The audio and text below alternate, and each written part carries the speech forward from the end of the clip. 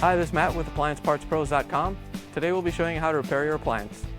Remember, anytime you work on an appliance, make sure it's unplugged or the circuit breakers are off so there's no chance of electrocution. In this video we're going to show you how to change out the Whirlpool refrigerator ice mold. It's going to be a very easy repair and should only take a few minutes to show you how to do it. If you already have one of these, great. If not, you can click on the link below or get it at AppliancePartsPros.com. When you open up the package, you're going to get the new ice mold. The main reason you'll be changing out the ice mold is if the lining on the inside of the tray is wearing out and it's leaving all kinds of black chunks in your ice. In order to change out the part, we have to open up the freezer door and take out the ice bin assembly. Take this door off, go ahead and lift up the ice arm and remove the shelf. All you have to do is lift up on it and then push it back and then pull it out. Now that we have the shelf out of the way so we can get access to the top, pull the ice bin out just to get it out of the way so we can get to the screw underneath. We can reach underneath. There's a 1/4-inch screw that holds the ice maker to the wall. And then we can loosen the upper screws. We don't have to take them all the way out. We just have to loosen them up so we can lift the ice maker out. We lift the ice maker off. And then we can use a small flathead screwdriver to reach back inside and release the locking clip that holds the plug in. Now that we have the ice maker out, we can do the repair. We have to take the ice maker apart. So the first thing we have to do is take the cap off.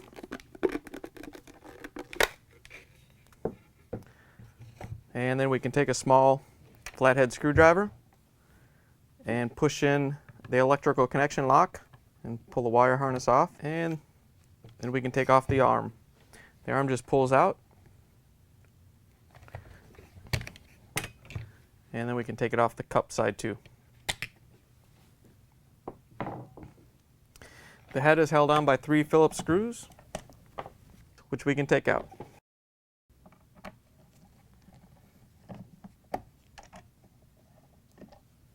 Once we have the screws out, the control head will just pull right out. Now that we have the module out, this black piece is held on by 2 Phillips screws. We can take those out.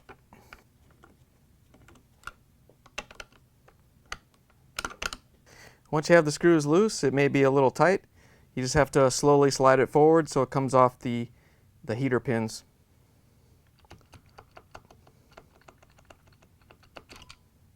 I'm going to take the ejector arm out. All you have to do is lift it up and pull it out. The fill cup, all we have to do is flex this onto the other side, and then it comes right out. This little shield is just snapped into place onto the mold. It's just going to basically probably fall right off or snap off. And then we have to take off the mounting bracket and the wire harness clip. The mounting bracket is held on by a 1/4-inch screw. Use a nut driver or a little socket to take it off. And the wire harness clip is just pressed in, so you just got to wiggle it, get it loose, pull it out. Here's the old ice mold next to the new ice mold. If you already have one of these, great. If not, you can get it from AppliancePartsPros.com. Okay, now we can put together the new ice mold. So we're going to put back in the wire harness clip. This slides into place. Maybe a little bit tight. You may have to wiggle it in there, get it into place. The new one is going to be a little bit tighter than the old one was to get out, so you may just have to tap it down. Once we have that on, we can put the mounting bracket back in place. It's going to be a little tight. The old one was already, the threads were cut. This one you got to kind of cut the threads and cut through the paint. Once you get it in there, you can just tighten it down. Next we can put the cup in. Goes back in the same way. To put the bearing in the cup in, all you have to do is push it into place and snap this little retaining arm over the ice mold. When you put the ejector in, make sure the round end is on the bearing end and the end with the flat is on the end where the control head goes. Next we can put the plastic shield back on. All we have to do is snap it into the front on this clip. And on the back, it locks into this hole. When you're putting the ice mold back together, Whirlpool actually puts some alumilastic on the ice maker mold right here and on the thermostat. That makes sure that when you put it together, that it has a good seal in this thermostat, can read the temperature of the tray correctly.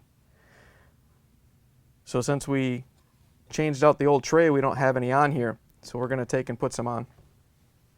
So when you put it on, you don't want to put it on the mold side because you're not sure where exactly it's going to hit. So you can see where the old stuff was. We're just going to add a little bit more onto it. So when we push it together, it seals. Doesn't take a lot, just a little bit. With the alumilastic on the thermostat, we can put the head back onto the ice maker, put the heating rod pins through their holes, and push it into place. Once you have it on and pushed down, we can put the screws back in and tighten them down. Same deal as when we put the bracket screw in, it might be a little tight. Might have some paint on them from when they painted it. Now we can put the ice maker control module back on. You'll notice it has a flat on the shaft.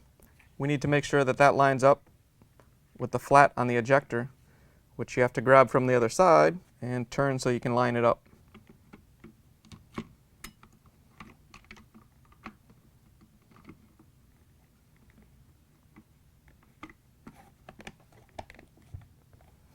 Then we can put the screws back in.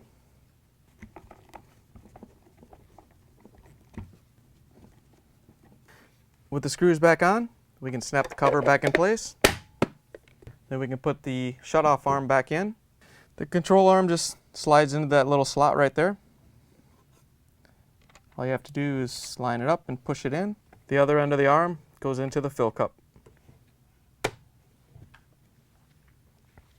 Last but not least, we can put back in the wiring harness. All it does is slide into the slot and push into place. You want to make sure it locks. The thermal fuse is a safety device that shuts off the power to the ice maker if the heater comes on and overheats. So you have to make sure it's securely in the clip. Now that we're done repairing the ice maker, we can put it back into the freezer. So we're going to do it just the opposite as we took it out. We need to make sure this nozzle goes into the cup and connect the electrical line. And then we can set the ice maker onto the two mounting screws. Once we have those on, we can tighten down the screws and then put in the lower mounting screw. Now that we have the ice maker in, all we have to do is put the bin back in, just set it on the rails and push it back into place, and then turn the ice maker back on. Then we can replace the shelf and the door we took off. So all we have to do is slide it back into position and put it on the rear mounting pegs.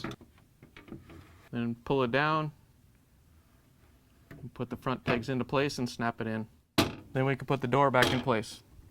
All you have to do is put one of the pins on one end and then flex it a little bit so you can get the other end to go in. And then we can close the freezer door. Now that you're finished repairing your refrigerator, you can plug it back in, make sure it starts to cool off, and goes back to its normal temperature.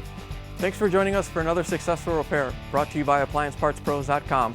Check out our other repair videos on our site, Facebook, and YouTube.